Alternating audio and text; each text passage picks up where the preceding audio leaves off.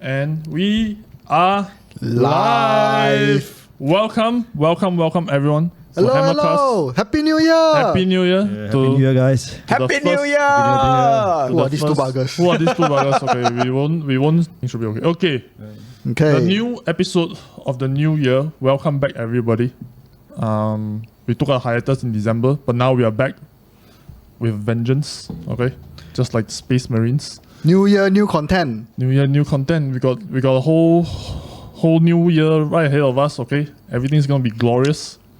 And then for this episode, our guest, okay, of course, Johan, my lovely co-host. Hello. And then we have two guests with us today. Very important one. Very important I need to tripod a bit. It's my livelihood. For those who don't know what tripod is. We have the one, the only, the legendary Bao. Hello! You actually introduced Bao first. And then we have the other guy, Alex. Yeah. Who's Alex? Who's Alex? Who is Alex? Yeah, who's Alex? You don't know who is Alex. Yeah. I feel like Alex, right? I feel like you should support the PAP a lot more. Why? Because you are just paying and paying, right? You are just the paying guy, right? Yeah. Well, it supports the business. Money runs everything. That's why I'm just like, every time I look at Alex, I'm just, hey, Alex. He's the guy behind Hammerhouse. Where's my money, Alex? Okay, yeah. So Alex, welcome everyone. Welcome you both to the show. So of course we have Alex in the red shirt, the owner of Hammerhouse. Am I right to say that? Owner, sole proprietor, top dog, champion. Okay, the big cojones. Okay, the boss, Tauke of Hammerhouse. Yes. Okay, and then we have the legendary Bao. Hey, Okay. I'm the desperate guy that he says all the time.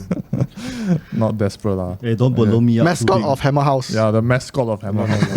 I'm the desperate bald guy of Hammerhouse. Okay, he is bald. He is bald. We've been making fun of his baldness since at least 2010, 2012. Okay, let me just quickly check on the health. Okay, nice shirt, Alex. Okay, wow, nice shirt. Yeah, Starforge, man. Starforge shirt. Now we sell all these merch. Yeah. Okay, so today's topic, okay, I mean this podcast okay, sponsored, hosted, produced by Hammerhouse. But what do we know about Hammerhouse really? I mean, nada. this Hammerhouse is such a mystery. It's such a He suddenly appeared out of nowhere. out of nowhere. Okay, I mean I was pleasantly surprised. Okay, I have a lot to say about Hammerhouse. Only good things. Okay, yeah, because everything is always relational, and there'll be a lot of stuff later we will delve into. Okay, but let us start with our guest here, possibly Alex. Let's start with the origins of Hammerhouse. Okay, I'm sure some people know, but some people might not know, and then maybe you can just brief us through, how it started, what made you embark on this craziness, like why, Alex? Why? Right.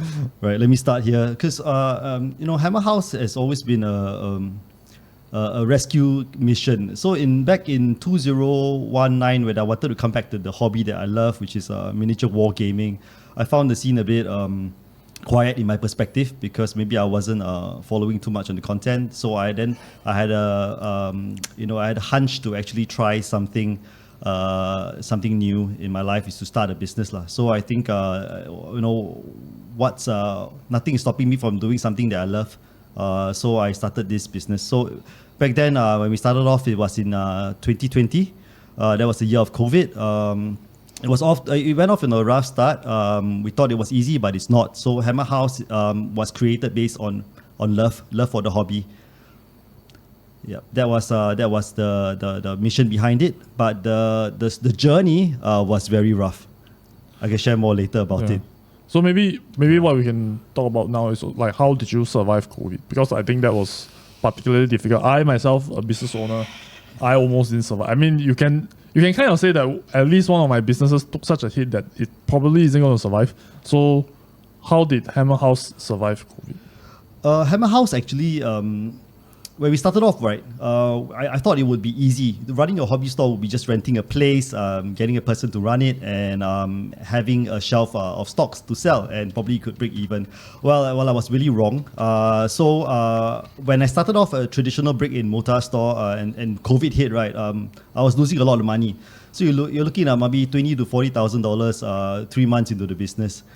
And after that, what shook me up was actually online sales. So I actually pivoted the business and started listing all our products, whatever we had back then, all on Carousel. So Carousel was a place that I explored going online, and actually that helped us survive during COVID for a period of time. Of course, I didn't actually break even, but it did help with the expenses. Okay, wonderful. Carousel, the place of low ballers and just awful people who do not read anything that's in the text. I mean, you can tell them that, hey, this product, right, this is the specification, this is the width, length, the weight, and then they will message you, hey bro, how long is it? Okay, bro, can discount or not?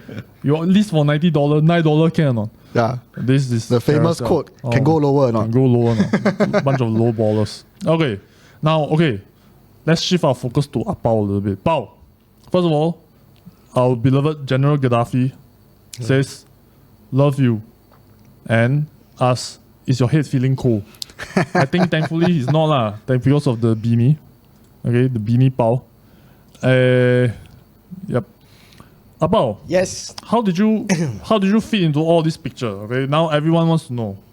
Where do you lie in all of this grand scheme of things? Should we talk about like how you actually approached me? Up to you. Go ahead. Yeah, so before that, actually, I was working in F&B. Then after that, Alex was approaching me saying that let's try something new.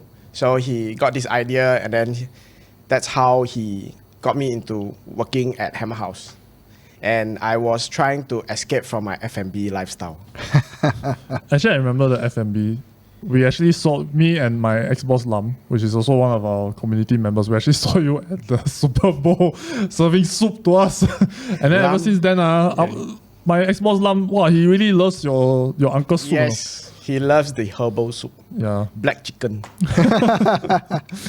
Also, what made you decide to, give up the F&B? I mean, I'm sure working for Alex is like a much more pleasant experience, but at the same time, is this like what was the rationale behind the move from F&B to Hammerhouse? Okay, before I started working at Hammerhouse, I used to work at this place called Titan Games. So I had some experience, and from there I got to know a lot of friends. Then I realized like this place has a lot of passionate people playing games, and they really enjoy having their time here. So I was thinking like, hey, if let's say I would work at Hammerhouse, so what changes can I bring and so-called have more common friends coming together, sit down, chit-chat, play mahjong, that kind of Mahjong? hobby style. Mahjong table talk, Yes. anyways. Yes. So roll dices, and swearing. Yeah. So yes. So I got, and also personally, I like to paint. So I realized that this is the most Ideal job. ideal kind of environment for me to work in. Actually, guys, Bao is an art person. He's really an art person. Yeah, I know, right? He's the Vignetica guy. Oh my god. I tried my best, man. I tried my best. It's Okay. making things difficult for everybody during the competition. But I think one thing he said about what he can change to this community is huge lah. So I think Hammerhouse is about shaping the community, I would say, or changing the community. So ever since I started working here like 1.5 years ago, I see what Hammerhouse is trying to do, and I enjoy working towards the goal. Well, speaking of Titan game, everyone in the chat, please press F to pay respects. It's Although I've only been there once. I mean, You mean F is for respect? Oh, I didn't know that. it's that Call of Duty meme, that you Right. what is it called, QRD or something, the quick or QTR or something, quick time reaction. Right. Like you press a button, right, for some interaction in the game, then press F is to pay respects. Press X to doubt, press S to speed. So if you don't like someone, just press S lah. But Titan's game, we're gonna press F, alright, chat? Right? I guess the next question will be for the three of you lah. Hopping on the idea of changing the community. I personally feel HammerHouse has contributed greatly in terms of shaping what I would call the zeitgeist lah, okay, of gamers. The what? common knowledge, the common general knowledge and feeling among gamers within a certain locale. There is definitely a shift in culture from my perspective lah. But maybe I'd like to pick the brains of the three of you and to ask, what was it that you intended, especially for Alex, and what did you see happening, and like what was the what did you do to move it in that direction? You don't need to answer in like sequentially. You can just kind of pick and choose whichever question you want to answer, and then maybe we start with Alex first. Yeah, so HammerHouse was built on the foundations of promoting the hobby. The whole mission of HammerHouse is to really make miniature games, mass appeal, something like digital games. So my idea of an approach has always been art and games, two prongs to the entire HammerHouse messaging. So I think what I have done is, what I started on would be actually on the gaming side of things as a hobby store. But I actually never let go of the art side, because a lot of people treat art as a tax to the hobby where you have to paint your miniatures before you play. But I take it very seriously to a point that I even do art competitions now. So this is what I mean. Basically, throughout the years, I have executed multiple gaming events to promote gaming, multiple new blood events where I actually recruit people or actually entice people into the hobby. And the hobby will include both art and games. Yeah. Bao, how about yourself? Okay. So for me, when I was thinking about like how to make HammerHouse a better place, so firstly, of course, it's events. Secondly, it's exhibitions outside. So when Alex was saying, let's do it, our first exhibition was at this place called XM Studio. Then from the experience there, we realized that having exhibition outside helps HammerHouse a lot. So from then onwards, we keep on doing different type of events, trying out different kind of activities. And we realized that it actually brings a lot of different flavor into the hobby. Like we managed to branch people from like 3D Sense students and Lazelle students. So we even have this NTU so-called miniature club project. We collaborate with them, and from then on, currently we are like probably the so-called main popular shop, I guess. Yeah. How about you, John? Okay, so when I joined HammerHouse, which is not long ago, 1.5 years ago, so I think the goal was to make wargaming a mainstream hobby. So that is a very, very difficult goal if you ask me. So, but I enjoy doing it. Like what both of them say, events are what we are doing. So I am the one in charge of running those things. I'm brought in to run those things, the events. So we went to Table Conquest, we went to Gamescom, and I think right now, if you look at the market, digital games, I would say, are starting to go into the movie industry or the shows industry. You look at Witcher, you look at Fallout, and now finally Warhammer, approved already, coming, Henry Cavill. So we are hoping. Don't jinx it. Please, guys, okay. we need it to happen. Okay? Yes, we need it to happen. So with this, I mean, Secret Level is out, and yes, the 8 minutes of combat is quite awesome. So Warhammer tabletop is coming onto the surface of the society. So, and I think going mainstream isn't an impossible goal anymore with this. So I enjoy it. Let's see how this goes, and we are Hammerhouse, all of us here are working towards that one goal there. Yeah. Yeah, with Henry Cavill leading the charge. Yeah. One of the things that, so for me, I am just a consumer of games, so-called, and I've been bouncing around between like game shops for a fairly long time. I think slightly more than a decade or thereabouts. And even from the early days, right, you could tell which game stores were more enthusiastic about serving their customers as opposed to they just want to, like promote sales. And I think this is one of the things that I feel like a lot of the game stores of the past, especially those that are closing down, not doing very well, whatever, they don't seem to understand this one thing, which is you want to sell tabletop miniature games, right? Mm-hmm. You need to build the community, right? You really need the Lao Jiao people to really build up. It's really like a grassroots movement, for lack of a better term. And a lot of it starts from running events. And this is where a lot of the game shops they start to get lazy.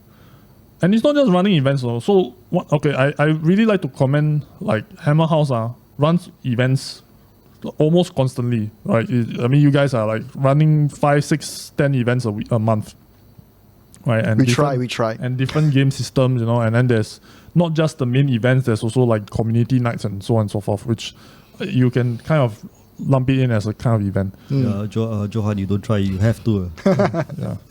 So it's not just that you are running communities, it's running events. It's also, you look at all the terrains behind me, right? Right, they are well maintained, they are well kept. There's always new things coming in, right? There's always exciting stuff. And this is part of, like, the details of it matters, right? It's not just, we just run an event, then just chuck it to the wind. It's care and concern. There's more on emphasis on, we really want to build the community as opposed to, just have an event, hope that people come in, impulse buy, and then, everyone scoot. Get out of here. No, none for you.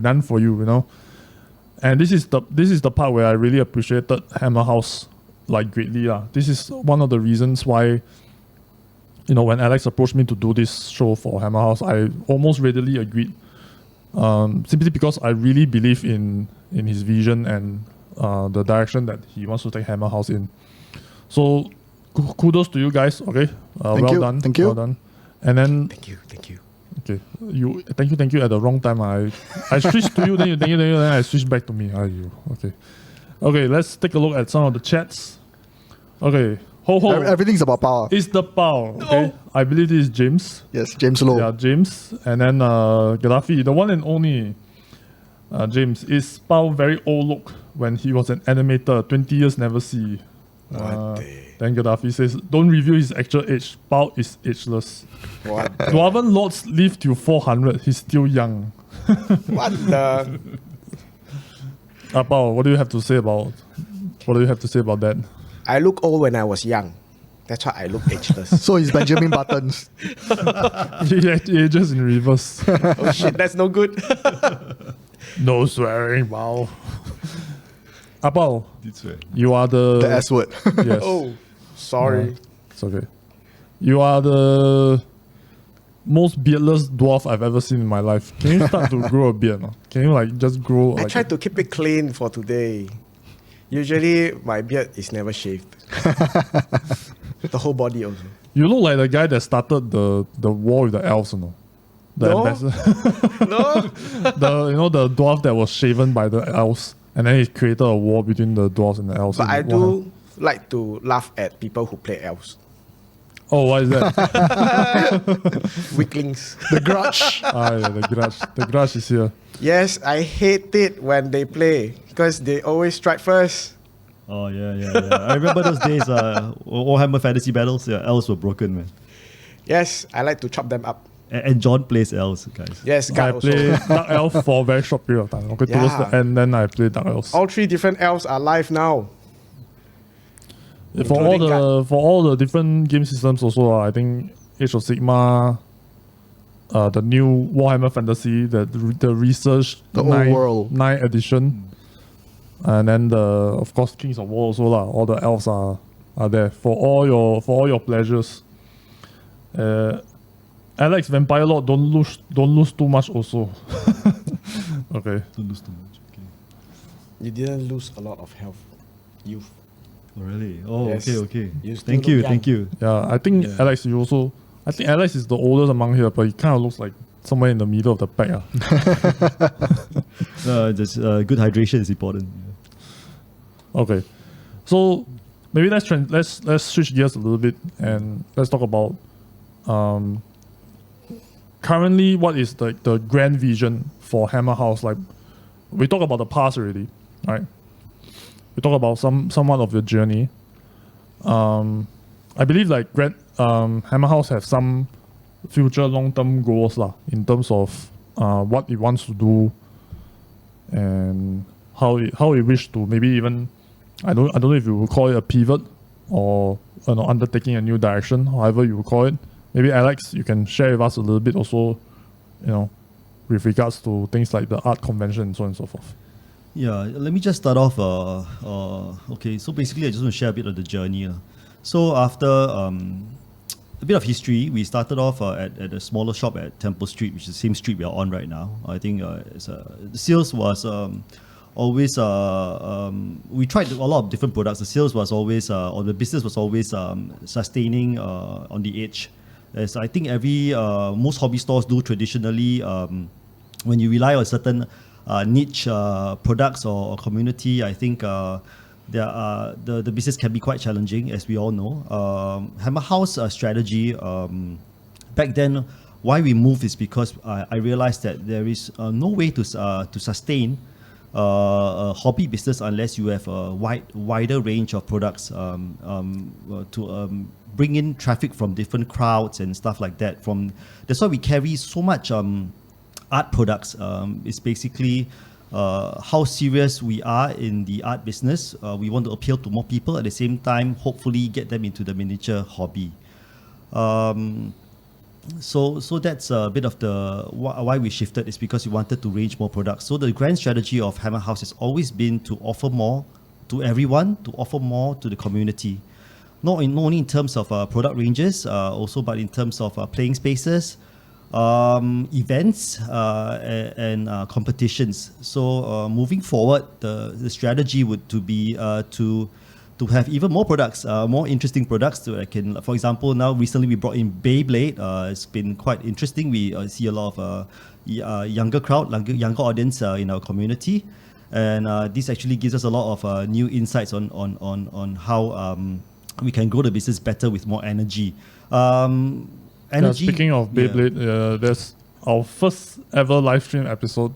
Check it out. It's with Wendy, and then I mean it was such an interesting thing, right? When Beyblade came out, and then I was just like, I remember I was downstairs on the ground, on the second floor of this place, and then everyone was talking about Beyblade.